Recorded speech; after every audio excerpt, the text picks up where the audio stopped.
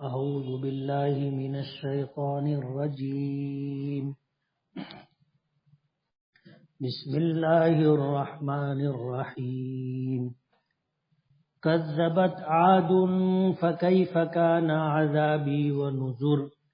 إنا أرسلنا عليهم ريحا صرصرا في يوم نحس مستمر تنزع الناس كأنهم أعجاز نخل منقعر فكيف كان عذابي ونذر.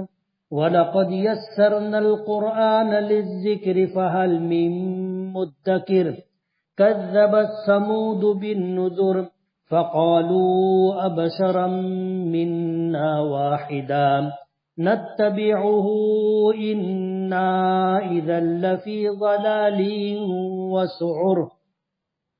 ألقي الذكر عليه من بيننا بل هو كذاب أشر. سيعلمون غدا من الكذاب الأشر. إنا مرسل الناقة فتنة لهم فارتقبهم واصطبر. ونبئهم أن الماء قسمة بينهم كل شرب محتضر. فنادوا صاحبهم فتعاطى فعقر فكيف كان عذابي ونذر. إنا أرسلنا عليهم صيحة واحدة فكانوا كهشيم المحتضر. ولقد يسرنا القرآن للذكر فهل من مدكر. صدق اللہ العظیم. سبحانک لا علم لنا الا ما علمتنا انک انت العلیم الحکیم. رب اشرح لی صدری ویسر لی امری واحلل عقدۃ من لسانی یفقہوا قولی. پناہ مانگتا ہوں میں اللہ تعالیٰ کی شیطان مردود سے. شروع کرتا ہوں میں اللہ کے نام سے جو بڑا مہربان بڑی رحمتوں والا ہے. جھٹلایا قوم عاد نے، پس کیسی رہی میری سزا اور میرا ڈرانا. بے شک ہم نے ان کے اوپر تیز و تند ہوا بھیجی جو پیہم ایک منحوس دن میں، جس نے لوگوں کو اٹھا اٹھا کر کے پٹکا. وہ ایسے ہو گئے، ایسے تھے جیسے کھجور کے تنے جو جڑ سے اکھاڑ دیے گئے ہوں. پس کیسا رہا میرا عذاب اور میرا ڈرانا. اور البتہ تحقیق کہ ہم نے قرآن کریم کو آسان کر دیا ہے سمجھنے کے لیے، نصیحت حاصل کرنے کے لیے. پس کون ہے نصیحت حاصل کرنے والا؟ جھٹلایا قوم سمود نے ڈرانے والوں کو. پس کہنے لگے وہ لوگ کہ کیا ہم ایک انسان کی اتباع اور پیروی کریں گے؟ تب تو ہم جو ہے کھلی ہوئی گمراہی اور شدت اور دیوانگی میں ہوں گے. کیا ہم میں سے اسی کے اوپر وحی اتاری گئی؟ بلکہ یہ جھوٹا اور متکبر شخص ہے. پس ان قریب وہ لوگ جان لیں گے کہ کون جھوٹا اور بڑائی مارنے والا ہے.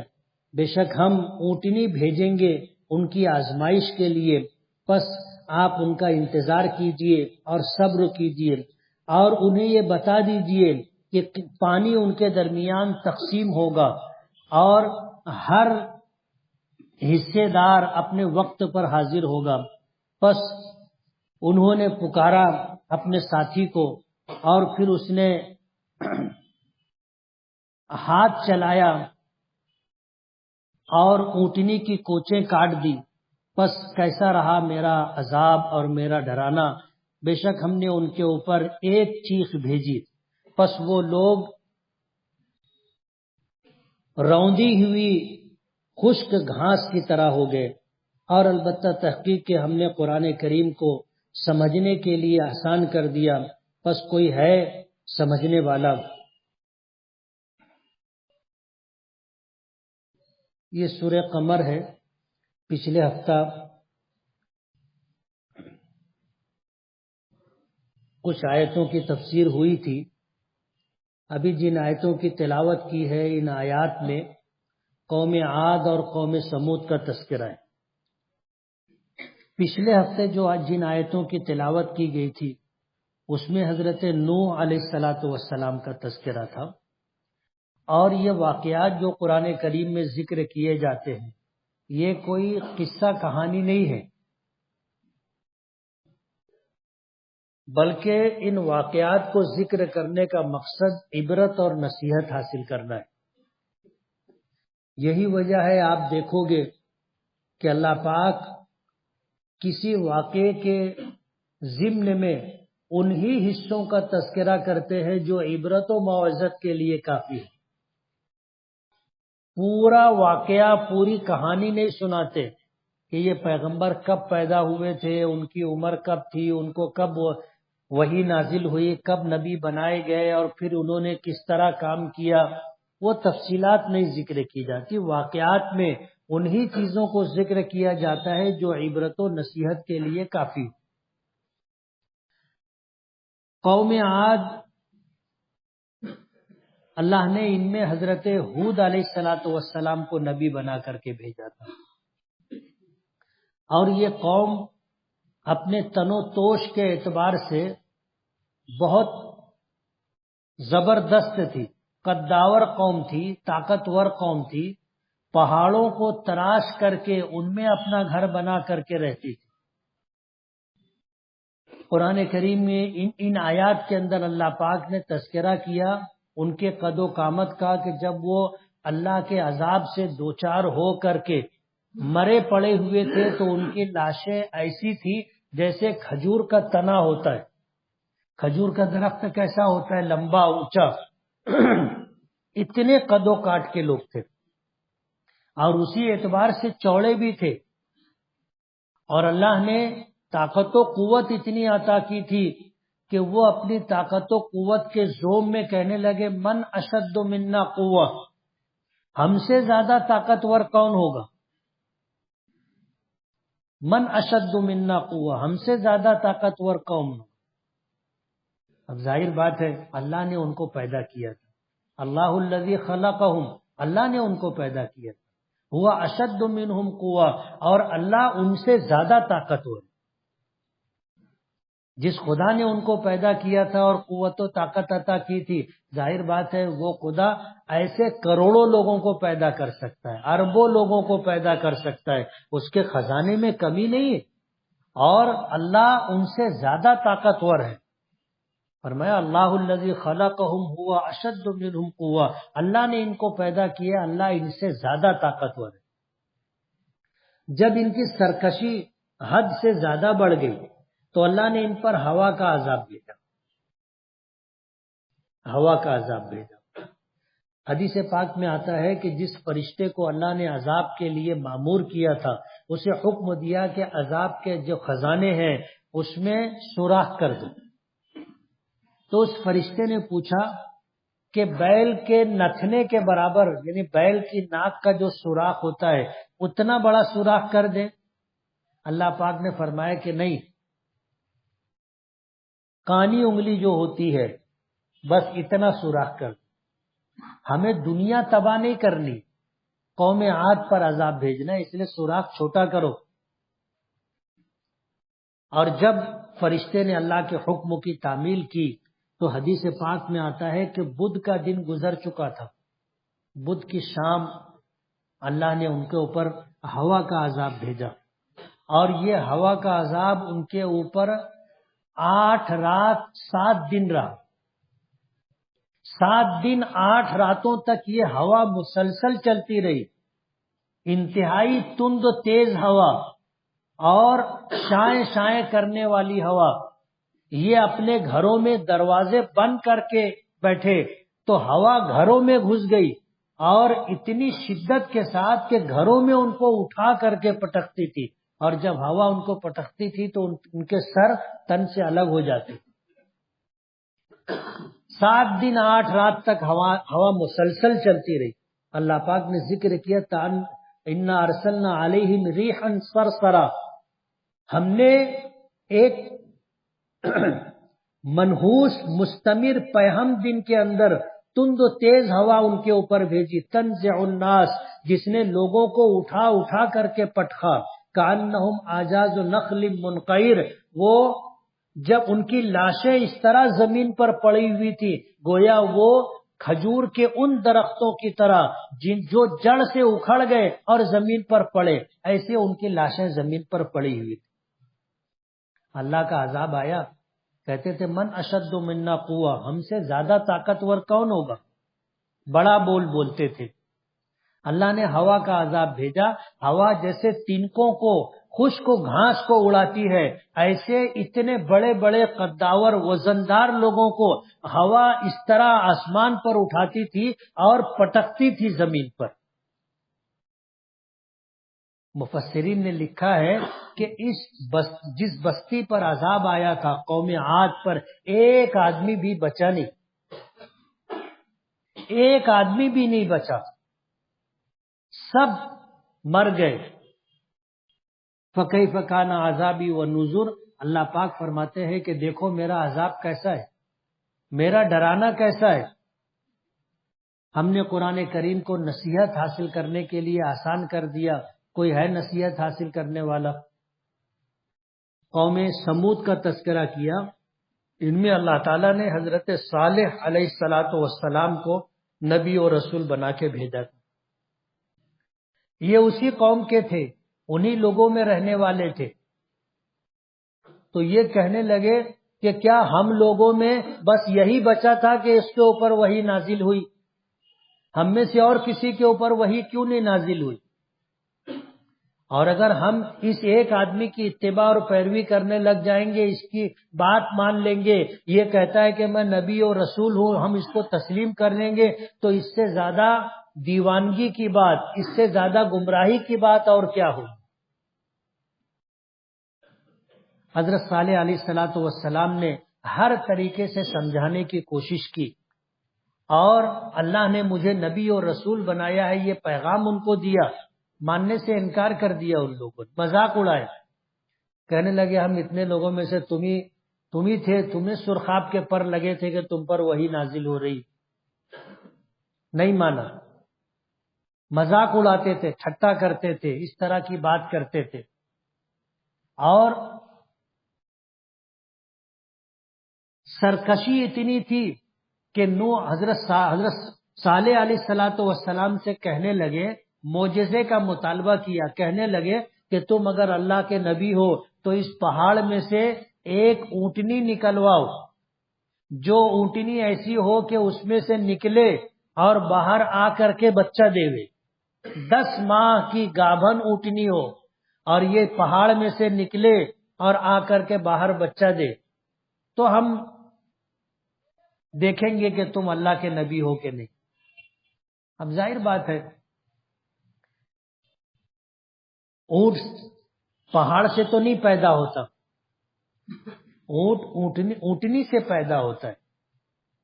انہوں نے مطالبہ کیا یہ پہاڑ میں سے اونٹنی نکال کے بتاؤ۔ حضرت صالح علیہ السلام نے اللہ کی بارگاہ میں دعا کی اور فریاد کی کہ یہ معجزہ ان لوگوں کے مطالبے پر عطا کر دیجئے تاکہ یہ لوگ ایمان لے آئیں۔ اللہ تعالیٰ نے حضرت صالح علیہ السلام کی دعا قبول کی، اور دعا قبول کرنے کے بعد وقت کا تعین کیا۔ حضرت صالح علیہ السلام نے اپنی قوم سمود کو جمع کیا کہ آ جاؤ فلاں وقت اس پہاڑی میں سے اونٹنی نکلے گی۔ اب ظاہر بات ہے کہ یہ بات ہی ایسی تھی کہ پوری بستی امنڈ کر کے آ گئی کہ دیکھے تو پہاڑ میں سے کیسے اونٹنی نکلے گی، اور وہ بھی 10 ماہ کی گابھن اونٹنی کہ باہر نکلتے ہی بچہ بھی دے گی۔ ساری بستی جمع ہو گئی اور وقت مقررہ پر پہاڑ سے اس طرح آواز آنے لگی کہ جیسے اونٹنی بچہ دینے کے وقت کراہتی ہے، بچہ دینے کی تکلیف کی وجہ سے اونٹنی جس طرح کی آواز نکالتی ہے، کراہتی ہے، اس طرح پہاڑ سے آواز آنے لگی۔ جب سب لوگ متوجہ ہو کر کے دیکھنے لگے تو پہاڑ پھٹا اور اس میں سے ایک بہت جسیم اور بلند قامت اونٹنی نکلی اور باہر نکل کر کے آنے کے بعد سب کے درمیان کھڑے ہو کر کے اس نے بچہ دیا. مطالبہ ان کا تھا، مانگا تھا کہ ایسی اونٹنی پہاڑ میں سے نکلے، اللہ نے نکال دی، لیکن نہیں ماننا تھا اس لیے مانے نہیں. کہتے ہیں نا کچھ مصیبت مانگی ہوئی ہوتی ہے. انہوں نے جو معجزہ اور اونٹنی کا مطالبہ کیا تھا یہ ان کے لیے مصیبت اور آزمائش تھی.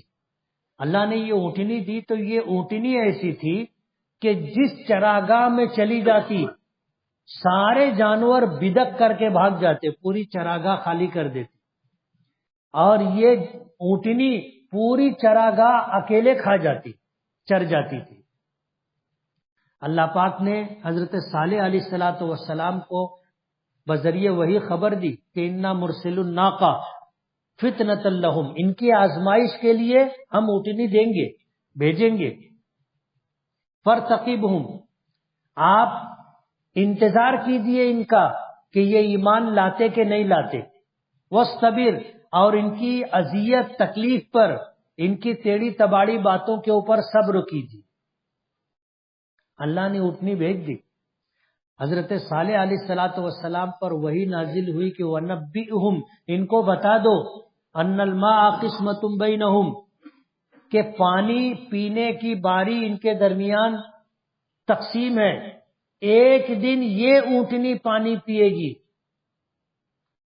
اس دن بستی کا کوئی جانور وہاں پانی پینے نہیں آئے گا، اور دوسرے دن بستی کے سارے جانور پانی پیئیں گے، یہ اونٹنی پانی پینے نہیں آئے گی. آپ ان کو خبر دے دو. یہ آزمائش تھی، امتحان تھا. اب ظاہر بات ہے جانوروں کو روزانہ پانی چاہیے، روزانہ چارہ چاہیے، روزانہ پانی چاہیے. اور یہ اونٹنی ایسی تھی کہ جس چراگاہ میں چلی جاتی سارے جانور اس کو دیکھ کر کے وہ چراگاہ چھوڑ دیتے تھے، بھاگ جاتے تھے. یہ اکیلی چرتی اور پانی کی باری مقرر تھی، ایک دن یہ پانی پیے گی اور ایک دن بستی کے سارے جانور پانی پیئیں گے. اب لوگوں کے لیے یہ اونٹنی مصیبت بن گئی، یہ اونٹنی مصیبت بن گئی اور مانگی ہوئی مصیبت تھی. اور جب یہ پانی پینے جاتی تھی تو سارا پانی پی جاتی تھی نا، کچھ چھوڑتی نہیں تھی کہ بعد گاؤں کے جانور آ کے بعد میں پی سکے. اور دوسرے دن اب جانوروں کو پانی ملتا تھا. تب ان لوگوں نے اس اونٹنی کو ہلاک کرنے کا، جان سے مار دینے کا پروگرام بنایا. اور اس بستی میں ایک بہت نالائق، شرری اور کمینہ شخص تھا، قدار ابن سالف. مفسرین نے یہ نام کتابوں میں ذکر کیا ہے. اس کو آمادہ کیا کہ تو یہ اونٹنی کو جان سے مار دے، اور اس کو انعامات کا لالچ دیا. حضرت صالح علیہ السلام نے بستی والوں کو سمجھا دیا تھا کہ دیکھو یہ اونٹنی ہے اور تمہارے مطالبے پر اللہ نے اس پتھر کی چٹان سے اسے نکالا ہے، بری نیت اور ارادے سے اس کے قریب بھی مت جانا، بری نیت اور ارادے سے اس کے قریب بھی مت جانا. لیکن ظاہر بات ہے اب یہ مانگی ہوئی مصیبت تھی اور ان لوگوں نے پروگرام کر کے اس اونٹنی کو جان سے مارنے کا پروگرام بنایا اور ایک شخص کو انعامات کا لالچ دے کر کے آمادہ و تیار کیا.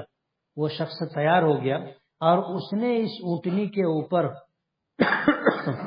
تلوار سے حملہ کیا، کوچیں کاٹ دی. اپنی ایڑی کے اوپر جو رگ ہوتی ہے جس سے ہم لوگ اپنا توازن برقرار رکھتے ہیں اور بغیر سہارے کے کھڑے رہتے، کبھی اپنے کھڑے ہونے کے اوپر غور کیے کہ ہم لوگ زمین پر سیدھے کھڑے رہتے بغیر کسی سہارے کے؟ کوئی چیز بغیر سہارے کے آپ کھڑی کر سکتے؟ گر جائے گی. ہم کبھی گرتے الا یہ کہ کسی نے دھکا دے دیا ہو یا اپنی کوتاہی ہو یا بہت زیادہ کمزوری ہو، بیماری ہو، تو ورنہ ہم اطمینان سے کھڑے رہتے. کیسی بھی ہوا چلے، کچھ بھی ہو، ہم گرتے نہیں، بلکہ بسا اوقات تو لوگ دھکا بھی دیتے ہیں تو بھی نہیں گرتے۔ یہ پیر اللہ نے بنایا، اس میں جو کوچ دی ہے، ایڑی کے اوپر جو رگ ہوتی ہے، یہ اس کی خوبی ہے، یہ اس کا کمال ہے۔ یہ کاٹ دے تو آدمی کھڑا نہیں رہ سکتا، جانوروں میں بھی ہوتا ہے۔ تو اس شرری اور کمینے شخص نے اس اونٹنی کی کوچ کاٹ دی۔ جب اونٹنی گر گئی تو اس نے اونٹنی کو ذبح کر دیا۔ اس کے ساتھ جو بچہ تھا وہ اسی پہاڑ کی طرف بھاگا، آواز دیتا ہوا، پہاڑ پھٹا، یہ اونٹنی کا بچہ اندر گیا، پہاڑ پھر ایک ہو گیا۔ جب اونٹنی کے ساتھ بستی کے لوگوں نے یہ حرکت کی تو اللہ پاک نے پھر عذاب بھیجا، انا ارسلنا علیہم صیحۃ واحدہ، ایک چنگھاڑ۔ اللہ نے ایک چنگھاڑ فرشتے کو بھیجا، حضرت جبرائیل کو، اور حضرت جبرائیل نے آ کر کے ایک چنگھاڑ لگائی، اتنی خطرناک اور بھیانک کہ خوف کی وجہ سے لوگوں کے دل سینے میں پھٹ گئے۔ قوم سمود پر اللہ کا یہ عذاب آیا تھا، اتنی خطرناک چنگھاڑ تھی کہ لوگوں کے دل پھٹ گئے اور لوگ پوری بستی ہلاک ہو گئی۔ اللہ پاک فرماتے انا ارسلنا علیہم صیحۃ واحدہ، ہم نے ان کے اوپر ایک چنگھاڑ ڈالی عذاب کی شکل میں، فکانوا کحشیم المحتضر، یہ ایسے ہو گئے جیسے خشک گھاس رون دی جاتی ہے تو چورا چورا ہو جاتی ہے، اس طرح اللہ پاک نے قوم سمود کو ہلاک اور برباد کیا کہ یہ چورا چورا ہو گئے۔ بعض ایکسیڈنٹ ایسے ہوتے ہیں کہ اس میں جو لوگ مرتے ہیں ان کی لاش گٹھی باندھ کے لانی پڑتی، ٹکڑے ٹکڑے ہو جاتے، چورا چورا ہو جاتے۔ پوری بستی کو اللہ نے جو چنگھاڑ بھیجی، ان کے جسم کے چیتھڑے اڑ گئے، دل پھٹ گئے اور پوری بستی ہلاک اور برباد ہوگی۔ کحشیم فکانو کحشیم المحتضر، حشیم کہتے ہیں روندی ہوئی گھاس، جو سوکھی گھاس ہو اور جس کو مسلسل روندا جائے تو اس کی کیا حالت ہو جاتی ہے، ایسی حالت قوم سمود کے لوگوں کی اللہ نے بنا دی تھی۔ وَلَقَدْ يَسَّرْنَا الْقُرْآنَ لِلذِّكْرِ، ہم نے قرآن کریم کو نصیحت حاصل کرنے کے لیے آسان کر دیا، کوئی ہے نصیحت حاصل کرنے والا؟ پیچھے حضرت نوح علیہ الصلوۃ والسلام کا تذکرہ تھا، اب پھر اس کے بعد قوم عاد اور قوم سمود کا، آگے حضرت لوط اور دیگر قوموں کا تذکرہ ہے۔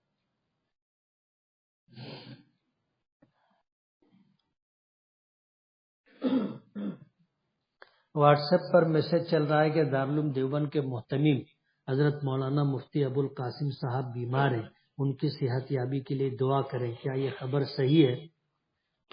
بیماری چل رہی ہے، آپ دعا کریں، اللہ ان کو صحت و عافیت عطا فرمائے۔ کیا نفل نماز کی جماعت کر سکتے ہیں جیسے صلاۃ التسبیح اور تہجد؟ نفل نماز کی جماعت مکروہ ہے۔ جن نمازوں کی جماعت نبی کریم صلی اللہ علیہ وسلم سے ثابت ہے وہی نمازیں جماعت سے پڑھی جائیں، جیسے فرض نماز ہے، اور رمضان میں وتر کی نماز ہے، تراویح ہے، عیدین کی نماز ہے، نماز جنازہ ہے، یہ وہ نمازیں ہیں جو بجماعت پڑھی جاتی ہیں۔ اس کے علاوہ جو سنت نماز ہے، نفل نماز ہے، اسے جماعت سے نہیں پڑھا جائے گا، جماعت سے پڑھنا مکروہ ہے۔ وضو بناتے وقت بات کریں تو وضو کا ثواب نہیں ملے گا، ایسا نہیں ہے۔ اگر آپ وضو کر رہے ہو اور ضرورتاً کوئی بات کر لے تو ثواب نہیں ملے گا، ایسا نہیں۔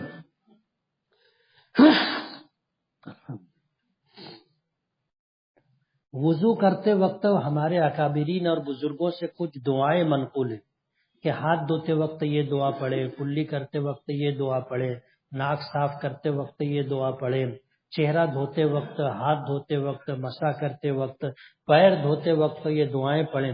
وہ دعائیں بڑی مجرب دعائیں، اگرچہ وہ دعائیں حدیث پاک سے ثابت نہیں ہیں، لیکن وہ عمل جس عمل سے اعضاء سے گناہ جھڑتے ہوں، جب آدمی وضو کرتا ہے، وضو کی نیت کے ساتھ جب وضو کیا جاتا ہے تو حدیث پاک میں آتا ہے کہ جسم کے عضو سے آخری جو قطرہ ٹپکتا ہے وہ آخری گناہ لے کر کے ٹپکتا ہے، اس موقع پر دعا کرنا چاہیے۔ ناخن کاٹنے کا سنت طریقہ بتائیے۔ ہر جمعہ ناخن کاٹنا چاہیے، ہر جمعہ ناخن کاٹنا چاہیے، بغل کے بال صاف کرنا، منہ زیر ناف صاف کرنا، یہ جمعہ کے غسل کا معمول بنا لینا چاہیے۔ ناخن کاٹنے کا طریقہ یہ ہے کہ سیدھے ہاتھ کی اس انگلی سے ناخن کاٹنا شروع کریں گے، ایسے آگے جائیں گے، کانی انگلی انگوٹھا چھوڑ دیں گے، پھر الٹے ہاتھ کی کانی انگلی سے کاٹتے ہوئے آئیں گے اور الٹے ہاتھ کے انگوٹھے کے بعد سیدھے ہاتھ کے انگوٹھے کے ناخن کو کاٹیں گے، یہ ترتیب ہے۔ اور پیر میں سیدھے پیر کی کانی انگلی سے کاٹنا شروع کریں گے اور بائیں پیر کی کانی انگلی پر ختم کریں گے۔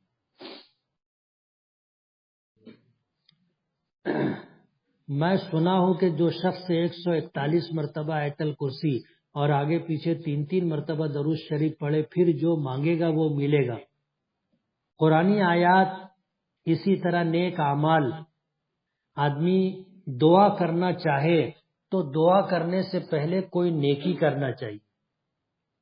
آدمی صدقہ و خیرات دے، 2 رکعت نفل نماز، 4 رکعت نفل نماز پڑھ لے، قرآن کریم کی تلاوت کر لے، اللہ کا ذکر کر لے، کوئی نیک عمل کرے، اس کے بعد دعا مانگے تو دعا قبول ہوگی۔ اس میں جو مقدار ذکر کی ہے 141 مرتبہ آیت الکرسی، ایسا کسی کا تجربہ ہوگا لیکن قرآن و حدیث میں ایسا نہیں۔ اور دعا کے کچھ آداب ہیں، دعا کے کچھ آداب ہے کہ دعا کیسے مانگنی چاہیے۔ جب ان آداب کی رعایت کے ساتھ دعا کی جائے گی تو دعا قبول ہوتی ہے۔ اور علماء نے لکھا ہے، حدیث پاک میں آتا ہے، ہر دعا قبول ہوتی ہے۔ قرآن کریم میں اللہ پاک نے فرمایا ادعونی استجب لکم، تم مجھ سے دعا مانگو میں قبول کروں گا۔ اللہ اپنے وعدے میں سچے، اس لیے علماء نے لکھا ہے کہ ہر دعا قبول ہوتی ہے، لیکن دعا اگر رد ہوتی ہے، نہیں قبول ہوتی ہے تو اس کی کوئی وجہ ہوتی ہے۔ جیسے حدیث پاک میں آتا ہے کہ ایک شخص ہے جس کا کھانا حرام، جس کا پینا حرام، جس کا لباس حرام پیسوں کا، اور پھر وہ دعا کرے فَأَنَّا يُسْتَجَابُ لَهُ، تو کہاں اس کی دعا قبول ہوگی؟ پراگندہ حال، پراگندہ بال، یعنی انتہائی بری حالت ہے، پھر دعا مانگتا ہے، لیکن حرام کھانا، حرام پینا، حرام کمائی، کپڑا پہننا، یہ وجہ ہے تو دعا قبول نہیں ہوتی۔ اور دعا قبول نہ ہونے کے ایک وجہ یہ بھی ہے کہ آدمی دعا کے آداب کو پیش نظر نہیں رکھتا۔ جیسے غافل دل کی دعا قبول نہیں ہوتی۔ آپ دعا مانگ رہے ہو اور دل آپ کا دعا میں شامل نہیں ہے تو دعا قبول نہیں ہوتی۔ دعا کے آداب میں کہ آدمی مانگے تو دل کے استحضار کے ساتھ، یعنی دل بھی دعا میں شامل رہے اور رو کر کے دعا مانگے۔ حضور نے فرمایا باکو فتح باکو، دعا کرو تو رو کر کے دعا کرو، رونا نہ آئے، رونے جیسی حالت بناؤ۔ بعض لوگ سخت دل ہوتے ہیں، رونا نہیں آتا۔ کچھ لوگ ملے تو انہوں نے کہا کہ کبھی زندگی میں رونا نہیں آیا، یعنی دعا جب مانگی کبھی روئے نہیں۔ سخت، یہ سنگ دلی کی بات ہے، سخت دل ہے۔ دعا مانگو، رو کر کے دعا مانگو، آداب کی رعایت کے ساتھ دعا مانگو، دعا قبول ہوگی۔ کیا کوئی شخص اذان کے دوران بات کرے تو مرتے وقت اس کی زبان پر کلمہ نہیں آئے گا؟ ایسا نہیں ہے، لیکن اذان کے آداب میں ہے کہ جب اذان ہو تو پوری توجہ آدمی کی اذان سننے کی طرف، حتیٰ کہ قرآن کریم کی تلاوت بھی کر رہا ہو تو علماء نے کہا ہے کہ قرآن کریم بند کر دے، تلاوت موقوف کر دے، اذان سنے، اذان کا جواب دے۔ ایک ہے اذان کا جواب زبانی، اللہ اکبر کے سننے کے بعد کہے اللہ اکبر، اشہد ان لا الہ الا اللہ سننے کے بعد کہے اشہد ان لا الہ الا اللہ، اور اشہد ان محمد رسول اللہ سننے کے بعد کہے اشہد ان محمد رسول اللہ۔ حی علی الصلاۃ سنے تو کہے لا حول ولا قوت الا باللہ، حی علی الفلاح سنے تو کہے لا حول ولا قوت الا باللہ۔ اور جب فجر کی نماز میں سنے الصلاۃ خیر من النوم تو کہے صدقتا و بررتا، اور جب اقامت میں سنے قد قامت الصلاۃ قد قامت الصلاۃ تو کہے اقام اللہ و ادامہ، اور پھر اللہ اکبر کے جواب میں اللہ اکبر، لا الہ الا اللہ کے جواب میں لا الہ الا اللہ۔ یہ جواب اس لیے دینا چاہیے کہ مؤذن کی اذان پر جتنے لوگ نماز کے لیے آتے ہیں سب کو اللہ پاک جو ثواب دیتا ہے وہ اتنا ثواب اکیلے مؤذن کو اللہ پاک دے۔ نبی کریم صلی اللہ علیہ وسلم نے فرمایا کہ اگر تمہیں معلوم ہو جائے کہ اذان دینے پر کتنا ثواب ہے تو لوگ اذان دینے کے لیے جھگڑا کریں گے کہ نہیں میں اذان دوں گا، اور پھر جھگڑا نمٹانے کے لیے قرآن اندازی کرنا پڑے گی کہ بھائی جس کا نام چٹھی میں نکلے گا وہ اذان دے۔ اتنی بڑی فضیلت ہے۔ تو صحابہ کرام کہنے لگے کہ اللہ کے رسول اذان تو کوئی ایک ہی آدمی دے گا تو اسی کو ثواب ملے گا، باقی تو سب محروم ہو جائیں گے۔ تو اللہ کے خزانے میں کمی نہیں ہے۔ نبی کریم صلی اللہ علیہ وسلم نے فرمایا کہ مؤذن اذان کے جو کلمات کہتا ہے تم بھی کہو تو اللہ پاک تم کو بھی وہ اتنا ثواب دے گا۔ یہ زبانی جواب ہو گیا۔ عملی جواب یہ ہے کہ اذان سن لیے، اب سب کام چھوڑ چھاڑ کر کے مسجد کا رخ کرو، آؤ نماز کی تیاری کرو، سنت پڑھ کر کے باجماعت نماز ادا کرو، اور پھر اس کے بعد اپنے کام سے لگو۔ یہ عملی جواب۔ اگر قرآن شریف پر خون وغیرہ لگ جائے تو کیا کریں؟ اس کو دھو کر کے پاک کریں۔ قرآن خون ناپاک ہے اس لیے دھونا ضروری ہے۔ کیا نفل نماز کی نیت باندھنے کے بعد یہ نماز واجب ہو جاتی ہے؟ ہر نفل نماز، ہر نفل عبادت جب ایک مرتبہ ہم نے شروع کر دیا تو اب اس کو پورا کرنا واجب ہے۔ ہم نے نفل نماز شروع کی، پہلے واجب نہیں تھی۔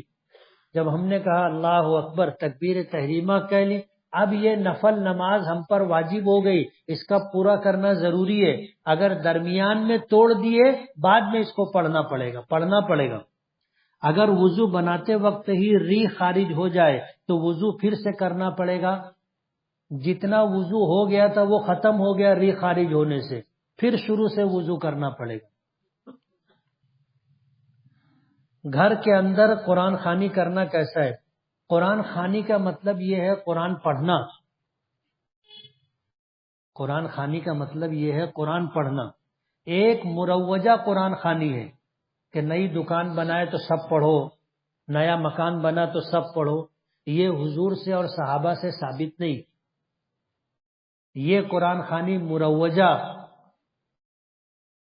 صحابہ اور حضور سے ثابت نہ ہونے کی وجہ سے اسے علماء نے بدعت قرار دیا ہے۔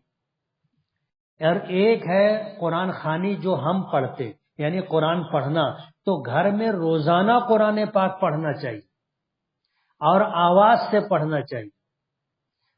جن گھروں میں قرآن کریم کی تلاوت بآواز بلند کی جاتی ہے، کوئی لو بلا کوئی دوسری مخلوق رہتی نہیں ہے، سب گھر خالی کر دیتے۔ واٹس ایپ پر ابھی بہت زیادہ ایک ہی بات آ رہی، وہ یہ کہ 2024 میں حضرت مہدی آئیں گے۔ ابھی وہ علامات اور نشانیاں جو حضرت مہدی رضی اللہ تعالی عنہ کے متعلق قرآن حدیث پاک میں ہے، وہ نشانیاں آج پائی نہیں جا رہی ہیں۔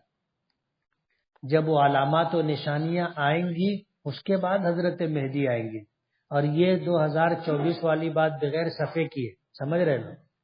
بغیر صفحے کی۔ جب میں امام کے ساتھ نماز پڑھتا ہوں تو میرے رکوع اور سجدے میں 3 مرتبہ تسبیح ہونے کے بعد بھی کچھ وقت ملتا ہے، تو کیا میں اور تسبیح پڑھ سکتا ہوں؟ آپ تسبیح بھی پڑھ سکتے ہو اور اسی کے ساتھ دعا بھی، جو رکوع سجدے کی دعا منقول ہے نبی کریم صلی اللہ علیہ وسلم سے، وہ دعا بھی پڑھ سکتے۔ اللہم اغفر لی ذنبی، اللہم اغفر لی ذنبی ووسع لی فی داری وبارک لی فی رزقی، یہ دعا ہے۔ یا اسی طرح 2 سجدے کے درمیان ہے اللہم اغفر لی وارحمنی وعافنی واہدنی وارزقنی۔ اور بھی دعائیں ہیں جو حدیث پاک میں منقول ہے، آپ پڑھ سکتے ہیں اور پڑھنا چاہیے۔ پڑھنا چاہیے. دعا کی قبولیت کا وقت ہوتا ہے. آدمی جب سجدے میں ہوتا ہے تو اللہ سے اتنا قریب ہوتا ہے کہ کبھی کسی عمل میں اس سے زیادہ اللہ سے قربت نہیں ہوتی. میری التحیات درود شریف اور دعائے معصورہ ہونے کے بعد بھی بہت وقت ملتا ہے تو میں اس میں کیا کروں؟ بہت جلدی پڑھتا ہوگا یہ آدمی. دیکھو اطمینان سے پڑھنا چاہیے، اطمینان سے. تشہد ہے، درود پاک ہے، دعا ہے، اطمینان سے پڑھنا چاہیے. اور اگر وقت بچے تو دعائے معصورہ کے بعد اور دعائیں بھی پڑھ سکتے ہیں آپ، کوئی حرج نہیں. سجدہ تلاوت کے لیے نیت ضروری ہے. ہاں، ہر نیکی کے لیے، ہر عبادت کے لیے نیت ضروری ہے. ہم سجدہ کر رہے ہیں اور تلاوت کا سجدہ ہے تو نیت ہونی چاہیے کہ میں سجدہ تلاوت کر رہا ہوں. اور سجدہ تلاوت میں کیا پڑھنا چاہیے؟ سجدہ تلاوت میں سبحان ربی العلی 3 مرتبہ پڑھنے کے بعد حدیث میں ایک دعا آتی ہے، وہ دعا پڑھنی چاہیے. سجد وجہی للذی خلقہ وشق سمعہ وبصرہ فتبارک اللہ احسن الخالقین، کہ میرے چہرے نے سجدہ کیا اس ذات کے لیے جس نے پیدا کیا، جس نے مجھے کان عطا کیے سننے کے لیے، جس نے مجھے آنکھ عطا کی دیکھنے کے لیے. کتنا بہترین پیدا کرنے والا ہے. یہ دعا بھی ملتی. میں نے بہت سی عورتوں کو قبرستان کے باہر سے مزار کے اندر جھانکتے ہوئے دیکھا ہے. تو کیا یہ صحیح ہے؟ عورتوں کو قبرستان جانا منع ہے. عورتوں کو قبرستان جانا منع ہے. اگر یہ قبر پر جاتی ہیں، قبرستان میں جاتی ہیں تو ان پر لعنت برستی ہے. اس لیے عورتوں کو قبرستان نہیں جانا چاہیے. اور اگر وہ باہر سے جھانک کر کے دیکھ رہی ہے تو دیکھ سکتی. میاں بیوی کے درمیان 10 سال سے زیادہ دوری تھی اور اسی میں شوہر کا انتقال ہو گیا. بیوی سے محلے والوں نے کہا کہ عدت میں بیٹھ جا، لیکن وہ بیٹھی نہیں. تو کیا محلے والوں کو اس کا گناہ ملے گا؟ محلے والوں نے جب اس کو کہہ دیا کہ عدت پوری کر، عدت میں بیٹھ، محلے والوں نے اپنی ذمہ داری پوری کر لی. اب اگر وہ عدت میں نہیں بیٹھتی ہے تو وہ گنہگار ہے. عدت میں بیٹھنا فرض ہے، عدت میں بیٹھنا فرض ہے، بیٹھنا پڑے گا. زید ایک باصلاحیت عالم اور بہترین قاری اور حافظ ہے. وہ ایک مسجد میں امامت کرنا چاہتا ہے، لیکن مسجد کے ٹرسٹیان کہتے ہیں کہ آپ کا سال نہیں لگائے، آپ جماعت میں نہیں گئے، اس لیے آپ امامت نہیں کر سکتے. جماعت والوں کا یہ عمل درست نہیں. ابھی جو یہ حرکت تبلیغی جماعت والوں کی طرف سے چل رہی ہے کہ اگر امام کا وقت نہیں لگا ہے تو اس کو امامت سے ہٹانے کی کوشش کرتے، کچھ دنوں میں مؤذن کو بھی ہٹانے کی کوشش کریں گے. اس لیے تبلیغی جماعت میں وقت لگانا، چلے میں نکلنا، 4 ماہ میں نکلنا، سال کے لیے نکلنا، 2 سال کے لیے نکلنا، یہ حضرت مولانا محمد الیاس صاحب رحمت اللہ علیہ نے شروع کیا. یہ تقریباً 1926 سے یہ عمل شروع ہوا، اس سے پہلے یہ عمل نہیں تھا. اس لیے دعوت و تبلیغ کا یہ طریقہ مولانا محمد الیاس صاحب کا جاری کردہ ہے، قرآن و حدیث میں نہیں ہے. اس بنا پر کسی امام کو، کسی مؤذن کو مسجد سے ہٹا نہیں سکتے. اب مدرسوں سے علماء کو بھی ہٹانے کی بات چل رہی ہے کہ جس عالم کا وقت نہیں لگا ہوگا اس کو مدرسے میں نہیں رکھنے کا. یہ غلو ہے. اگر ایسا ہی رہے گا تو ایک وقت آئے گا کہ علماء ان کی مخالفت کرنا شروع کر دیں. سمجھ رہے ہو؟ اس لیے کسی معاملے میں غلو نہیں ہونا چاہیے. کوئی شخص ہر جمعرات کو عشاء کی فرض نماز کی پہلی رکعت میں سورہ کہف کی آخری 4 آیتیں پڑھے اور اس کو مخصوص کر لے تو کیا یہ اس کا عمل کیسا ہے اور نماز کا کیا حکم؟ نماز بھی ہو جائے گی، اس کا یہ عمل درست بھی ہے. لیکن فقہا نے لکھا ہے کہ اگر کوئی شخص کسی نماز میں کوئی صورت اپنی طرف سے متعین کر لے کہ نہیں اب یہ نماز میں یہی صورت پڑھی جائے گی تو یہ مکروہ ہے. کسی غیر عالم سے مسئلہ یا فتویٰ معلوم کر سکتے ہیں، جبکہ اس کو دین کی تھوڑی بہت معلومات ہے۔ جس آدمی کو دین کی صحیح معلومات ہو، چاہے وہ عالم نہ ہو، مفتی نہ ہو، وہ مسئلہ بتا سکتا ہے۔ قسم کا کفارہ کیا ہے؟ قسم کا کفارہ 3 روزہ، یا قسم کا کفارہ جو ہے 3 روزہ یا 10 مسکینوں کو 2 وقت پیٹ بھر کھانا کھلانا، یا 3 جوڑے 10 جوڑے کپڑے کسی غریب اور مستحقین کو دینا۔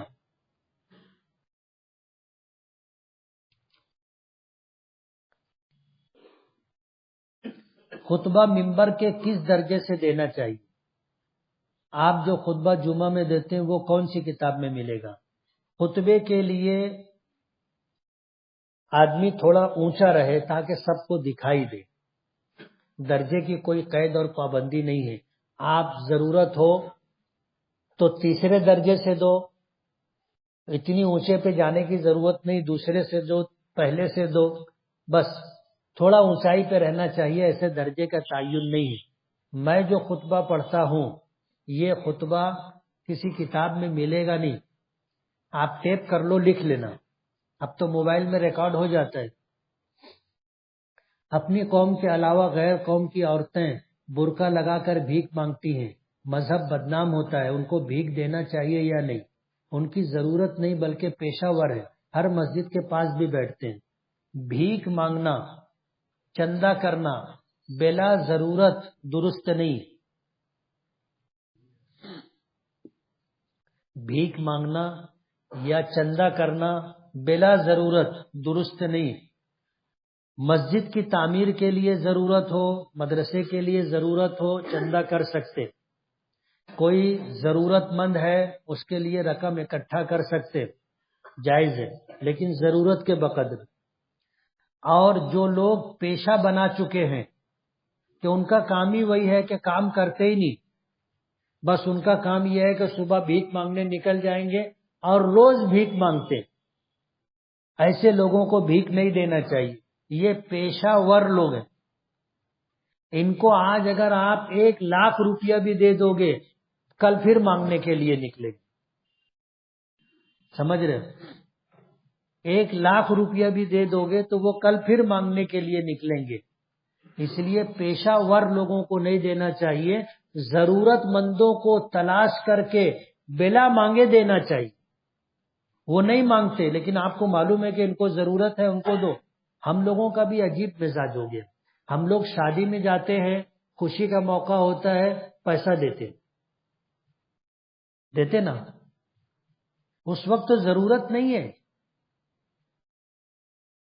اس وقت ضرورت نہیں ہے، لیکن ہم لوگ خوشی کے موقع پر تو پیسہ دیتے لیکن ضرورت کے وقت پیسہ نہیں دیتے۔ ہم لوگ کسی بیمار کو ہاسپٹل میں دیکھنے کے لیے گئے، کبھی پیسہ دیے؟ آج اس کو علاج و معالجے کے لیے ضرورت ہے اور کوئی نہیں دیتا، یہ دینے کا وقت ہے، اس وقت دینا چاہیے۔ اگر ہمیں معلوم ہو کہ یہ آدمی بیمار ہے اور غریب ہے اور ہاسپٹل میں کیا لگتا ہے آپ کو پتہ ہے؟ آج علاج و معالجہ بہت مہنگا اور مشکل ہو گیا ہے۔ آدمی کسی سیریس مریض کو لے کر کے جائے تو وہ لوگ بولتے پہلے 10,000 30,000 50,000 1,00,000 روپیہ ٹیبل پہ رکھو تو ایڈمٹ کریں گے۔ اب غریب آدمی کے لیے گھر چلانا مشکل ہے، علاج و معالجے کے لیے کہاں سے پیسہ لائے گا؟ تو یہ اس کی ضرورت کا وقت ہوتا ہے، وہ مانگتا نہیں ہے، ہمیں دینا چاہیے، جا کر کے دینا چاہیے۔ کریں گے؟ ہم لوگ خوشی کے موقع پہ دیتے ہیں جبکہ اس موقع پر نہیں دینا چاہیے۔ اب وہ شادی میں کہیں جاؤ، ولیمے میں ادھر ادھر لکھنے والے بیٹھے رہتے۔ اب یہ ہوٹل تو نہیں ہے کہ آدمی کھائے اور بعد میں آ کر کے پیسہ دے، لیکن وہ لکھنے والے بیٹھتے ہیں اور ملتا بھی کیا ہے؟ 2-5 ہزار 10-20 ہزار روپیہ جمع ہوتے ہیں۔ اس لیے یہ بند ہونا چاہیے اور ضرورت مندوں کو بلا مانگے دینا چاہیے۔ 2 لوگوں نے ایک ساتھ سلام کیا تو جواب دینا کس پر واجب ہے؟ دونوں نے اگر ایک دوسرے کو سلام ایک ساتھ کر دیا تو دونوں کو جواب دینا چاہیے. میں نے کہا السلام علیکم، سامنے والے نے بھی کہا السلام علیکم، تو میں کہوں گا وعلیکم السلام، وہ بھی کہے وعلیکم السلام. ایسا بھی دیکھا گیا کہ دونوں جواب نہیں دیتے. سلام کرنا سنت ہے، سلام کا جواب دینا واجب ہے. اگر جواب نہیں دیں گے تو گنہگار ہوں گے.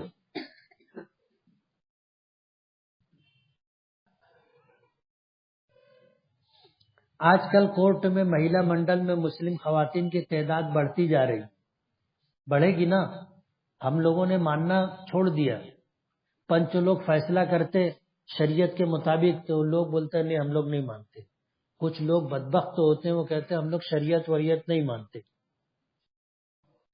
کورٹ میں کبھی نہیں جانے کا، وقتی طور پر تکلیف برداشت کر لینے کا، نقصان اٹھا لینے کا، اس کا صلہ اور اس کی جزا اللہ دے گا.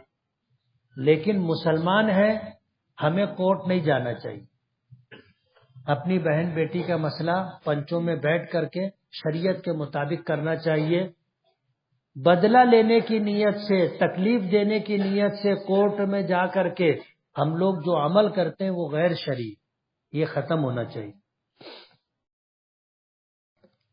نئے سال کی آمد پر مبارکباد دینا، خوشی منانا، واٹس ایپ پر اس طرح اسٹیٹس لگانا کیسا ہے؟ نئے سال کی آمد پر کیا کرنا چاہیے؟ ہر گزرتے دن کے اوپر ہمیں یہ احساس ہونا چاہیے کہ ہماری زندگی کا ایک دن کم ہو گیا، ایک سال کم ہو گیا. یہ خوشی منانے کا موقع نہیں ہے، یہ احتساب کا موقع ہے کہ ہم اپنا جائزہ لیں کہ یہ سال جو گزرا اس میں ہم نے کیا کیا، ہم نے کیا کیا، کیا کمائے، کیا خرچ کیے، وہ بھی دیکھنا چاہیے. یہ بھی دیکھنا چاہیے کہ ہم نے نمازوں کا کتنا اہتمام کیا، اس سال میں ہم نے کتنی تلاوت کی، کتنے روزے رکھے، کتنا صدقہ و خیرات دیا، کتنے گناہ کیے. یہ احتساب کرنا چاہیے. یہ خوشی منانے کا موقع نہیں ہے، احتساب کا، جائزہ لینے کا، اور اسی کے ساتھ افسوس کا کہ اگر ہم نے کار خیر نہیں کیے تو ہم کو افسوس ہونا چاہیے، اللہ سے معافی تلافی.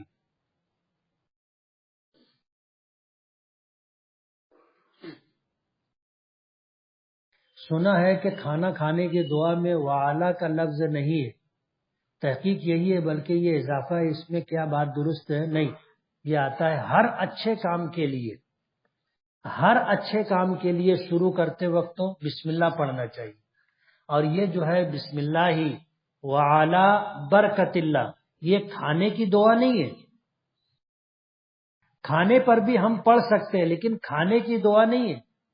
کھانے کی دعا ہے اللہم بارک لنا فیما رزقتنا وقنا عذاب النار، اور بسم اللہ الرحمن الرحیم. بسم اللہ وعلا برکت اللہ، ہر اچھے کام کے موقع پر یہ دعا پڑھنی چاہیے. بندے سے وہ کون سا گناہ ہو جاتا ہے جس سے اس کے کیے گئے نیک اعمال ختم ہو جاتے ہیں؟ بہت سارے گناہ ہیں. جیسے ہم نے صدقہ و خیرات دیا، جتا دیا، لوگوں کو دکھانے کے لیے دیا، کسی پر احسان کیا بعد میں اس کو تانا دیا، تو ایسی عبادتیں ضائع ہو جاتی. تکبر اور ریاکاری کیا ہے؟ تکبر کے معنی اکڑنا، اور ریاکاری کے معنی اپنی نیکی لوگوں کو دکھانا. بعض لوگ کہتے ہیں میں رتیا کے اٹھے رہو نا، تہجد پڑھے گا واسطے تو میں دیکھے رہوں. وہ یہ بھی تو بول سکتا کہ میں رات میں اٹھا تھا تو میں دیکھا تھا. اس میں یہ جملہ بیچ میں ڈالنا کہ میں تہجد پڑھے گا واسطے اٹھے، وہ یہ دکھانا اور بتانا چاہتا ہے کہ میں تہجد گزار. یہ ریاکاری ہے. کیا گھوڑ سواری سنت ہے؟ اس پر ثواب ملے گا. گھوڑ سواری سنت ہے، اور سنت کی نیت سے اگر ہم لوگ کریں گے تو ثواب ملے گا. اس میں